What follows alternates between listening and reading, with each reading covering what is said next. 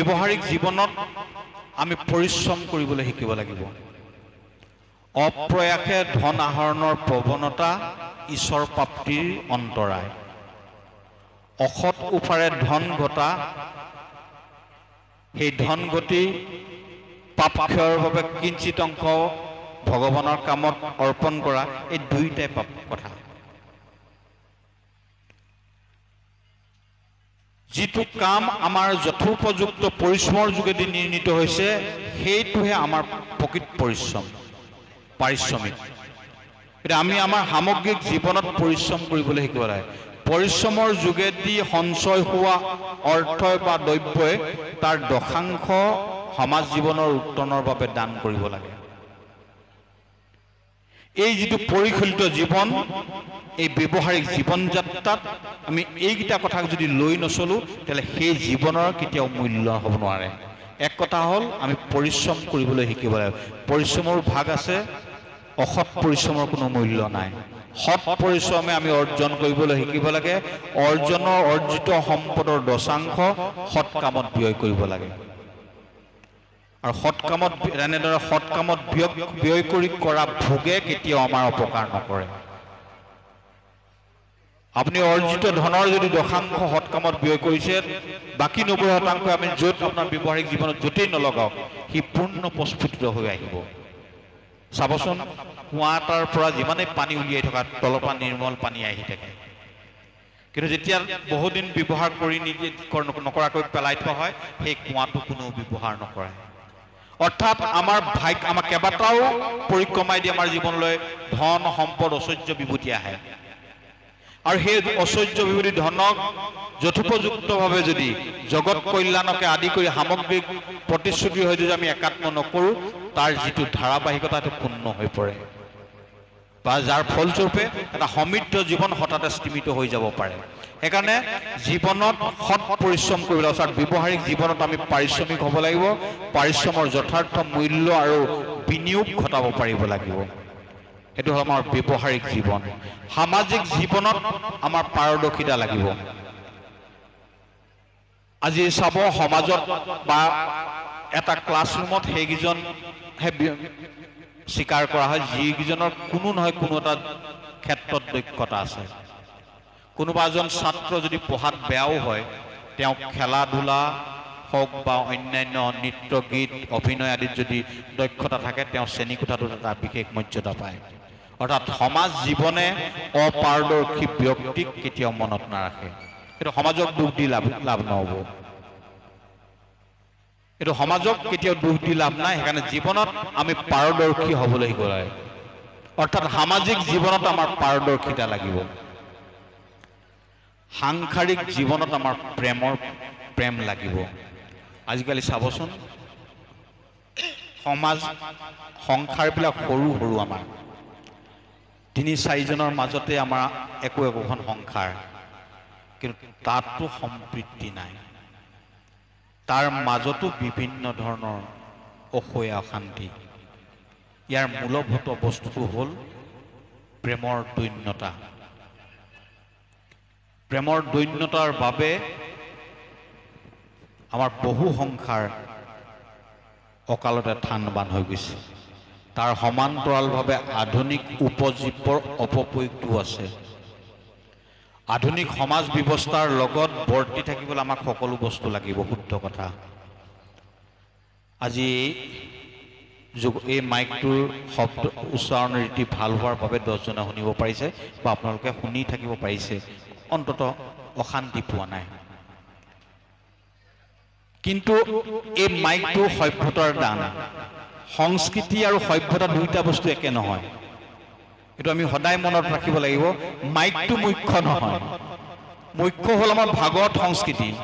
ভাগৱতৰ ওপৰত আলোচনা কৰাৰ পৰম্পৰা বা আমাৰ সংস্কৃতিটোৱে মূল। কিন্তু সেই পৰম্পৰাটোক অতিৰিক্ত কলেবৰতা দিছে সভ্যতাৰ অৱদানে। এই মাইকটো নোহোৱা হ'লেও কথা ক'ব পৰা হ'লহেঁতেন, অকণমান মই জোৰ ডাঙৰকৈ ক'ব লাগিলহেঁতেন, আপোনালোকে শুনাত অকণমান কষ্ট হ'লহেঁতেন। কিন্তু আমি মূলভূত সংস্কৃতিক বাদ দি সভ্যতাৰ অৱদানটোকে জীৱনত গ্ৰহণ কৰি লোৱাৰ বাবে বহু সংসাৰ আজি থানবান হৈছে। জাতীয় জীৱনৰ কথা, জাতীয় জীৱনৰ ঊৰ্ধত কেতিয়াও নোকোৱাকৈ থাকিব নোৱাৰে বা জাতীয় জীৱনৰ ঊৰ্ধত যাব নোৱাৰে। আজি তাৰিখত ইণ্টাৰনেট ব্যৱস্থাটোৱে হওক বা মোবাইলৰ অতি উচ্চস্তৰীয় সংস্কৰণৰ বাবে হওক বহু সাংসাৰিক জীৱনত ব্যাঘাত জন্মিছে। এইটো বাস্তৱ সত্য। চাবচোন, ইয়াত যিটো প্ৰেম মোৰ সন্তানৰ প্ৰতি থাকিব লাগিছিল, যিটো প্ৰেম মোৰ স্বামীৰ প্ৰতি বা পত্নীৰ প্ৰতি থাকিব লাগিছিল, সেই প্ৰেমটো মোৰ একীভূত হৈছে সভ্যতাৰ উপজীৱ্যৰ মাজত, মোবাইলটোৰ মাজত। যাৰ ফলস্বৰূপে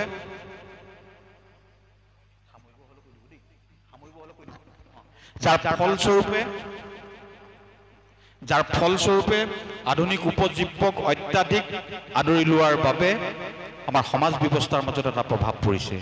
কেতিয়াবা ৰাস্তাই দি গৈ থাকোঁতে চাবচোন, ল'ৰা এটা যদি দেখে সি একান্ত মানে মোবাইলটো হৈ গৈছে, সি ক'ব নোৱাৰে কোনফালে গৈছে।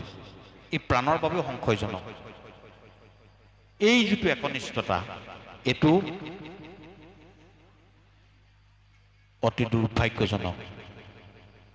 কিন্তু সেই ল'ৰাটোক একাকী জীৱনৰ পৰা যদি আমি উলিয়াই আনিব পাৰোঁ, মাক দেউতাকে যদি যত্নপৰ হৈ এই সামাজিক শৃংখলাৰ মাজত যদি বান্ধিব পাৰোঁ, সি ইয়াৰ মাজতো ক্ৰমান্বয়ে উশাহ ল'ব পাৰিব, ক্ৰমান্বয়ে এই সমাজখনকো আপোন বুলি ভাবিব পাৰিব।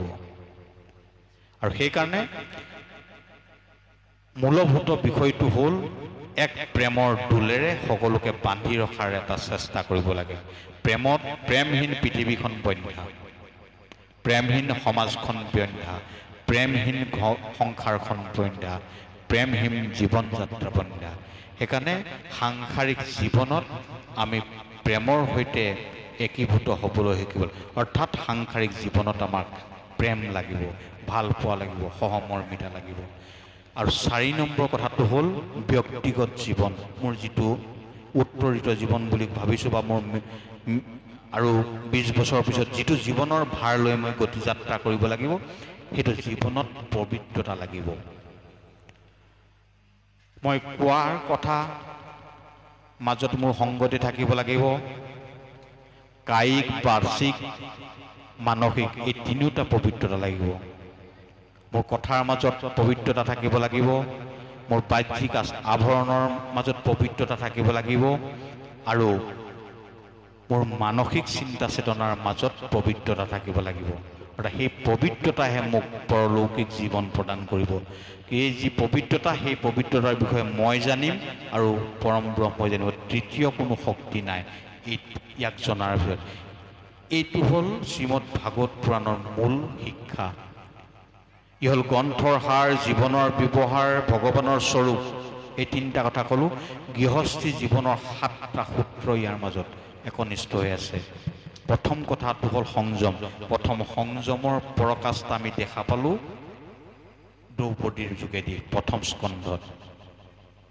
কেনেধৰণে দ্ৰৌপদীয়ে পঞ্চপুত্ৰৰ শোকত বিফল হৈ থকাৰ অৱস্থাটো ভাৰতীয় সভ্যতা সংস্কৃতিৰ এগৰাকী মহিয়সী নাৰী হিচাপে গুৰুপুত্ৰৰ প্ৰতি, ব্ৰাহ্মণৰ প্ৰতি তেওঁ পোৱা আঘাত আৰু পুত্ৰ হত্যাৰ পিছত গুৰু মাতাই পাব পৰা আঘাতৰ যিটো সহমৰ্মিতা, এইটোৱে ভাগৱত ধৰ্ম কৰিছে। তাতেই সেই ভাগৱত ধৰ্মৰ যোগেদি তেখেতে সন্তুষ্টি লাভ কৰিব পাৰিছে। দ্বিতীয় কথাটো হ'ল সংযম। কিমান দূৰ সংযম হ'লে আমি জীৱনক এটা উত্তৰিত গতি দিব পাৰোঁ, সেই সামগ্ৰিক কথা শ্ৰীমদ ভাগৱত পুৰাণৰ মাজতে একনিষ্ঠ হৈ আছে। 9টা বাজিব হ'ল, মই সামৰিবলৈ আহিছোঁ। ইয়াৰ মাজত আছে, মই মাত্ৰ গোটেই কথাখিনি মোৰ বিজ্ঞাপন হিচাপে নতুন প্ৰজন্মটোৱে লওক, তাৰপিছত নিজে অৱগ্ৰহণ কৰক। ইয়াৰ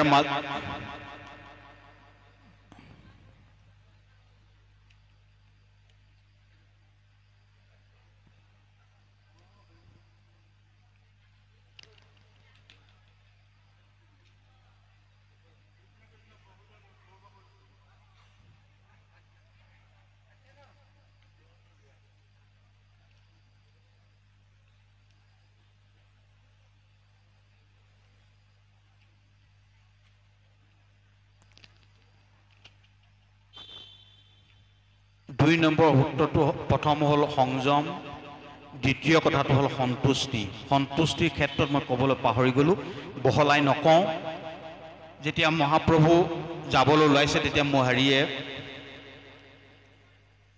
কুন্তীয়ে যেতিয়া প্ৰশ্ন প্ৰাৰ্থনা কৰিছে, সেই প্ৰাৰ্থনাত অতি স্পষ্টভাৱে কৈছে যে মোক সকলোৱে অনাথ বুলি কয়।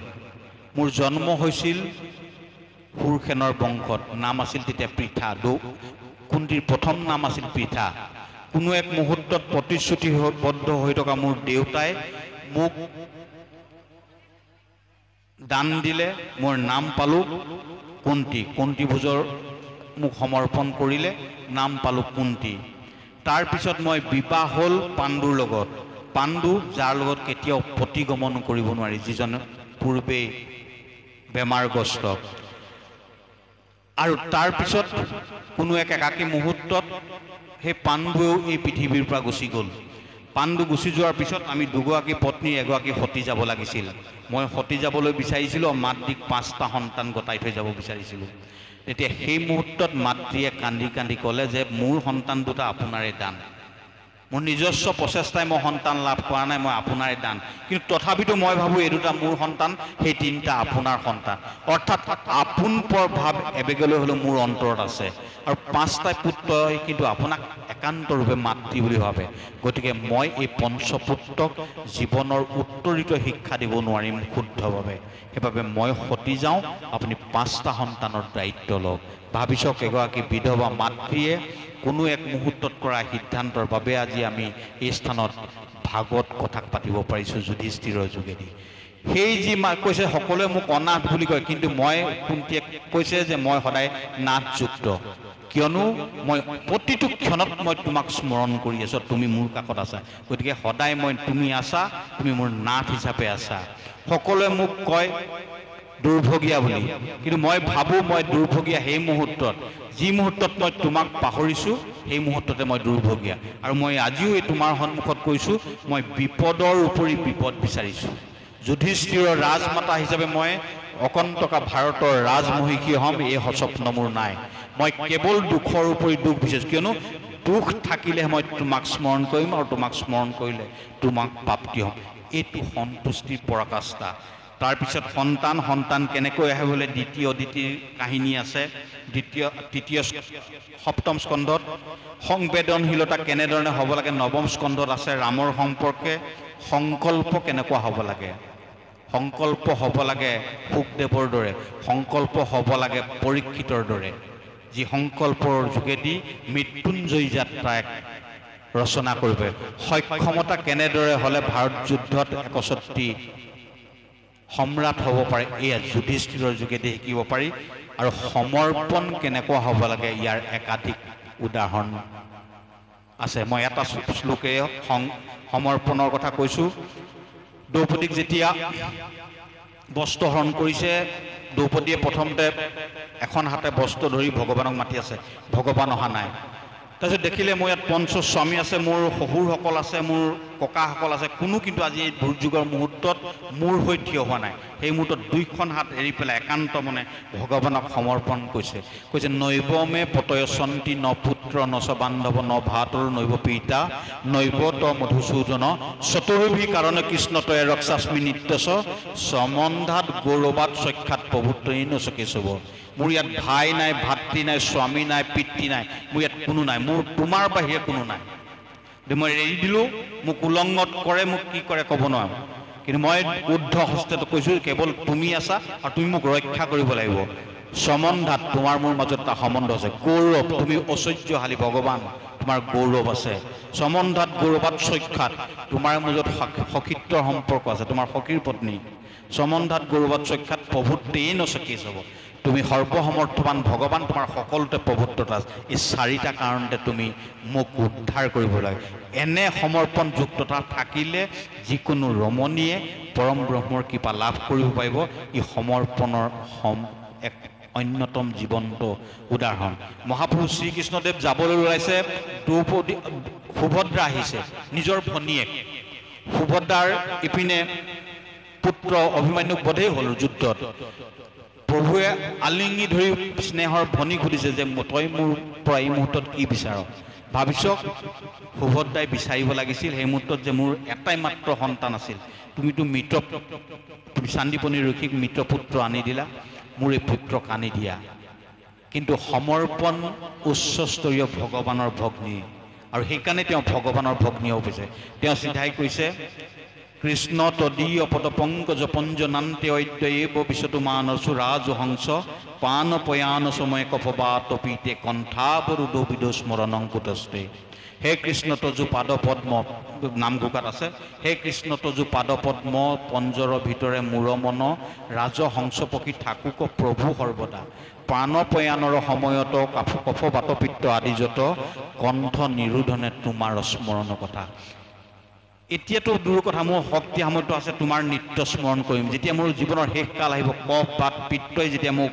চেপা মাৰি ধৰিব সেই মুহূৰ্তত মই তোমাক কেনেকৈ স্মৰণ কৰিম তাৰ প্ৰভু তুমি এটা ব্যৱস্থা কৰি থৈ যোৱা সমৰ্পণ যদি এনে উচ্চস্তৰীয় হয় তেতিয়াহ'লে ভগৱানৰ ভগ্নী ৰূপেও জন্মগ্ৰহণ কৰাত কৰিব পৰা যায় ইয়াতকৈ আটাইতকৈ গুৰুত্বপূৰ্ণ মই কেইটামান কথা কৈ থৈ গৈছোঁ ইয়াৰ মাজত আছে ষষ্ঠ স্কন্ধত আছে সৰ্ববিঘ্ন নাশক বিজয় আৰোগ্য আৰু ঐশ্বৰ্য প্ৰদায়ক নাৰায়ণ কৱচ কেতিয়াবা যদি সময় হয় কেতিয়াবা আমি নাৰায়ণ কৱচ হয় গৃহস্থী ধৰ্মক সমৃদ্ধ কৰিব পৰা সৰ্ববিঘ্ন নাশক বিজয় আৰোগ্য মই নতুন প্ৰজন্মৰ যিসকল ব্যক্তি আছে মই তেখেতসকলক কওঁ যে ভাগৱত নিজৰ ধৰ্ম ভাগৱতটো প্ৰদৰ্শনমূলক ধৰ্ম নহয় আত্মমুখী চেতনাই যদি ভাগৱতৰ মাজত অৱগাহন কৰে জীৱনৰ সকলো সমস্যাৰ সমাধান আছে মই তাৰ মাত্ৰ কেইটামান সমাধানৰ কথা কৈ থৈ গৈছোঁ ইয়াৰ মাজত আছে নাৰায়ণ কৱচ আমি জীৱনত কি বিচাৰোঁ ঐশ্বৰ্য বিভূতি বিচাৰোঁ আমি সকলো বাধা বিঘ্নিৰ ঊৰ্ধত বিচৰণ কৰিব বিচাৰোঁ এই সকলো ঊৰ্ধত বিচৰণ কৰিব এক আমোঘ অস্ত্ৰ আছে নাৰায়ণ কৱচ ষষ্ঠ স্কন্ধত আছে ইয়াৰ মাজত আছে পুংখবৰ্ণ ব্ৰত যি ব্ৰতৰ যোগেদি অদিতিয়ে 49 জন মৰুদগণক জন্ম দিছিল যি আমাৰ সকলোৰে প্ৰাণবায়ু হিচাপে আজিও আমাক বৰ্তাই ৰাখিছে পুংখবৰ্ণ ব্ৰত আছে এই সৰ্বকামনা পূৰক ই আছে ষষ্ঠ স্কন্ধতে আছে ই সৰ্বকাম পূৰণকাৰক পুংখবৰ্ণ ব্ৰত আছে ইয়াৰ মাজত আছে দুৰ্ভাগ্য নাশক ঋণ মুক্তি আৰু শত্ৰুৰ পৰা মুক্তি প্ৰদায়ক গজেন্দ্ৰ স্তৱন ই আছে অষ্টম স্কন্ধত কেতিয়াবা পঢ়িব গজেন্দ্ৰ স্তৱন কেনেধৰণে গ্ৰাসগ্ৰস্ত হোৱাৰ পিছতো গজেন্দ্ৰই মুক্তি লাভ কৰিলে আৰু প্ৰভু ভগৱানে গজেন্দ্ৰ স্তৱৰ শেষত কৈছে যি ভক্তিভাৱে ইয়াক এই স্তৱ পাঠ কৰিব সি অনায়াসে সকলো বিপদ বিঘ্নিৰ পৰা মুক্তি হ'ব আমাৰ জীৱনৰ সাংসাৰিক জীৱনক সমৃদ্ধ কৰিব পৰা সকলো কথা ইয়াৰ মাজত আছে তাৰপিছত অভীষ্ট সন্তান প্ৰদায়ক ইয়াত পয়োব্ৰতৰ কথা আছে দ্বিতী কশ্যপৰ যোগেদি যেনেকৈ যেতিয়া বলিয়ে সমগ্ৰ দেৱগণক স্বৰ্গচ্যুত কৰিলে সেই মুহূৰ্তত দেৱমাতা দ্বিতীয়ে স্বামীক কৈছে যে মোৰ পুত্ৰসকলক পুনৰ প্ৰতিষ্ঠা কৰিব পৰাকৈ বলিক পৰাগপুত কৰিব পৰা এটি সন্তান মোক লাগে এতিয়া কৈছে যে পৰম বৈষ্ণৱ বলি ব্ৰাহ্মণ আৰু বৈষ্ণৱসকলৰ দ্বাৰা ৰক্ষিত গতিকে বলিক পৰাভূত কৰিব পৰা কোনো শক্তি এই মুহূৰ্তত নাই কিন্তু তথাপি যদি তুমি অখাদ্য সাধন কৰা যদি পবিব্ৰত কৰা এই পবিব্ৰতৰ যোগে যি পুত্ৰ জন্ম হ'ব সেই পুত্ৰই তোমাৰ অগ্ৰজ ইন্দ্ৰৰ পুনৰ স্বৰ্গ প্ৰাপ্তিৰ সহায়ক হ'ব আৰু সেই পবিব্ৰত ব্ৰত ধাৰণ কৰিয়ে দ্বিতীয় বামন ভগৱানক জন্ম দিছে অৰ্থাৎ মনোমত পুত্ৰ লাভৰ অভীষ্ট সোপান ৰূপে শ্ৰীমদ ভাগৱতৰ অষ্টম স্কন্ধত পবিব্ৰতৰ কথা আছে ইয়াৰ উপৰিও আছে পেটত্ব বিমুক্তি প্ৰদায়ক সকলো আমি ধুন্দুকাৰীৰ কথা জানো আৰু জীৱনৰ সমৃদ্ধ ভক্তি মাৰ্গক সমৃদ্ধ কৰিব পৰা ভক্তি জ্ঞান বৈৰাগ্য ভক্তিৰ দুই পুত্ৰ জ্ঞান বৈৰাগ্যক উজ্জীৱিত কৰিবৰ বাবে চতুষ্চনকে কৰা ভাগৱতৰ কথা আছে সমগ্ৰ সাংসাৰিক জীৱনৰ পৰিত্ৰাণৰ সোপান এই ভাগৱতৰ মাজত আছে সেয়ে মই ভাবোঁ নতুন প্ৰজন্মই ভাগৱতৰ ওপৰত কিছু অনুপ্ৰৱেশ কৰাৰ ক্ষণ আহি পৰিছে। চক সমাজখন বিচূৰিত হৈ গৈছে। আজিকালি চাব অপ্ৰয়াস মন্তব্যকৰণৰ যোগেদি নতুন প্ৰজন্ম বহুধা ধাবিত হৈছে। আজি চাব সন্মুখত থাকি এষাৰ কথা নকোৱা এটা ল'ৰাই ছ'চিয়েল মিডিয়াত বা যিকোনো সামাজিক মাধ্যমত আমেৰিকাৰ ৰাষ্ট্ৰপতিয়ে কি কৰিব লাগে তাৰ উপদেশ দিয়ে। কোনোবা এজনৰ অভাৱগ্ৰস্ত হৈ কেতিয়াবা চৌৰ্য কাৰ্য কৰিছে, কোনোবাই চুৰ কৰা মহাপাপ, মই তাক সমৰ্থন নকৰোঁ। কিন্তু সেই অভাৱগ্ৰস্ত চুৰজনক শাসনৰ বাঘজুৰি হাতত তুলি নিৰ্মমভাৱে প্ৰহাৰ কৰি হত্যা কৰা কোনো গুণেই বাঞ্ছনীয় নহয়। আৰু এইবিলাক আসুৰিক তৃপ্তি ক্ৰমান্বয়ে উদ্ভাৱিত হৈছে। আৰু এনে আসুৰিক প্ৰৱণতাৰ পৰা এটা শুদ্ধ সত্য পথৰ সন্ধান দিবৰ পৰা অদ্বিতীয় সোপান হ'ল শ্ৰীমদ ভাগৱত পুৰাণ। ইয়াৰ প্ৰত্যেক শ্লোকে শ্লোকে ৰস আছে, প্ৰত্যেক শ্লোকে শ্লোকে এটা শাশ্বত জীৱন গাথাৰ সোপান আছে। মই ভাবোঁ নতুন প্ৰজন্মই ভাগৱতক নতুন দৃষ্টিকোণেৰে আদৰি ল'লে আমাৰ সমাজ ব্যৱস্থা, আমাৰ সামগ্ৰিক ৰাষ্ট্ৰীয় ব্যৱস্থা উজ্জীৱিত হ'ব। এনে শুভকামনাৰে জ্ঞাত অজ্ঞাত দুই চাৰিটা কথাৰেই মোৰ ওপৰত ন্যস্ত কৰা দায়িত্ব সমাপন কৰিছোঁ। ময়ো যোৰহাট পাবগৈ লাগিব। যদি ভৱিষ্যতে কেতিয়াবা সময় সুবিধা মিলে আকৌ আহিম, পুনৰ ব্যাখ্যা কৰিম। মই বিষয় অনুক্ৰমিক ভাগৱতৰ মাজত অৱগ্ৰহণ নকৰিলোঁ, এইকাৰণে নকৰিলোঁ কাৰণ ইতিমধ্যে দশমৰ মধ্যম ভাগত উপস্থিত হৈছে, বাললীলা সম্পূৰ্ণ হৈছে। এই মহাপ্ৰভুৱে এই বাললীলা তিনিটা ৰূপতে কৰিছে। সচ্চিদানন্দ ৰূপায় বিশ্ব উৎপত্তি আদি হেতুবে তাপত্ৰয় বিনাশায় শ্ৰীকৃষ্ণং বয়ং নম। প্ৰভুৱে আদি দশম, মধ্য দশম, শেষ দশম, এই তিনিটাৰ সচ্চিদানন্দ ৰূপায় বিশ্ব উৎপত্তি আদি হেতুবে তাপত্ৰয় বিনাশায় শ্ৰীকৃষ্ণং বয়ং নম। সচ্চিদ আনন্দ, প্ৰেমঘন, প্ৰতাপঘন, প্ৰজ্ঞাঘন। চাবচোন মহাপুৰুষ শ্ৰীকৃষ্ণদেৱৰ তিনিটা লীলাই, প্ৰেমঘন, প্ৰতাপঘন, প্ৰজ্ঞাঘন। এই তিনিটা লীলাৰে তেওঁ পৃথিৱীত ধৰাধাম লীলা কৰিছে। এই তিনিটা লীলাই আমাৰ তিনিটা নাশ কৰিছে তেওঁৰ শ্ৰৱণ কীৰ্তনে। আমি কায়িক, বাচিক, মানসিক তিনিভাৱে পাপ কৰোঁ। বেয়া কথা কওঁ, সি এটা পাপ হয়। বেয়া কাম কৰোঁ, সেইটো এটা পাপ হয়। মনেৰে বেয়া কাম, পৰৰ অহিত চিন্তা কৰোঁ, সেইটো এটা পাপ হয়। তিনিটাৰ উপায় পাওঁ, মুখেৰে, ইন্দ্ৰিয়ৰে আৰু মনেৰে। এই তিনিটা পাপে আমাক তিনিটা পথ দগ্ধ কৰে, আধ্যাত্মিক, আধিদৈৱিক, আধি ভৌতিক। এই তিনিটা তাপেই, তিনি পাপ তিনি তাপ, আধ্যাত্মিক, আধিদৈৱিক, আধি ভৌতিক। এই তিনি তাপৰ পৰা পৰিত্ৰাণ দিব পৰা একমাত্ৰ গাথা হ'ল সচ্চিদানন্দ স্বৰূপ প্ৰেমঘন, প্ৰতাপঘন, প্ৰজ্ঞাঘন প্ৰভুৰ দিব্যলীলা। গুষ্ঠলীলাত প্ৰভুৱে প্ৰেমঘন মূৰ্তি। চাবচোন ৰাস ক্ৰিয়া কৰি কংস বদলকে প্ৰভুৱে চেণ্ডেলো পিন্ধা, জোতা চেণ্ডেলো পিন্ধা নাই, চিলাই কৰা কাপোৰ পিন্ধা নাই, অস্ত্ৰ ধৰা নাই, এইবিলাক কাম কৰা নাই। কেশ মৰ্দন, চুলি কটা নাই, সোণৰ অলংকাৰ পিন্ধা নাই, এইকেইটা কাম কৰা নাই। এই পাঁচটা কাম কৰা নাছিল। কি কাৰণে কৰা নাছিল? সমনীয়াখিনিয়ে যাতে তেখেতক বেলেগ বুলি নাভাবে।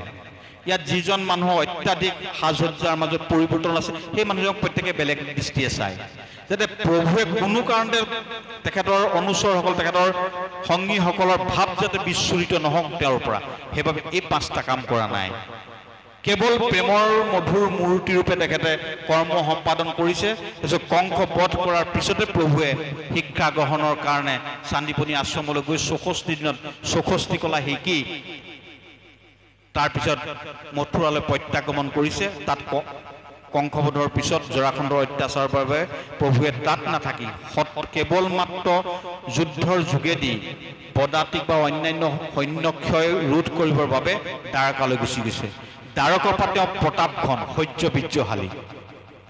দ্বাৰকাৰ পৰা তেওঁ দুষ্টক দমন কৰিছে। দুষ্টক দমন কৰি ৰাজ্য প্ৰতিষ্ঠা কৰি এজন প্ৰতাপী দিব্য যাদৱ ৰূপে তেখেত প্ৰতিভাত হৈছে। তাৰপিছত গৈ গৈ গৈ গৈ মহাভাৰতৰ যুদ্ধৰ প্ৰাৰম্ভত অৰ্জুনৰ ৰথৰ সাৰথী ৰূপে গীতা জ্ঞান প্ৰদান কৰাৰ পৰা জীৱনৰ শেষ খণ্ডত অস্বস্থ বৃক্ষ তলত উদ্ধৱ মৈত্ৰীয় বিদ্ৰোহক প্ৰমুখ্য কৰি দি যোৱা পৰমাৰ্থিক জ্ঞানলৈকে তেওঁ জ্ঞান মূৰ্তি প্ৰজ্ঞাঘন ৰূপে প্ৰতিভাত হৈছে। এনে ভাওনাত চাওঁতে সদায় সেইধৰণে চাব, বোলে কোনজন কৃষ্ণৰ ৰাসলীলাৰ আগৰ কৃষ্ণজন তেখেতক মুৰুলী প্ৰেমৰ মূৰ্তি হিচাপে চাব। ৰাসলীলা অকিবকে দ্বাৰকা প্ৰতিষ্ঠা কৰি মহাভাৰতৰ যুদ্ধৰ প্ৰাকখনৰ যিজন কৃষ্ণ সেইজনক সহ্য বীৰ্যশালী হিচাপে চাব, আৰু কৃষ্ণৰ ৰথৰ সাৰথিত্ব গ্ৰহণৰ পৰা তেখেতক জ্ঞানময় মূৰ্তি হিচাপে চাব।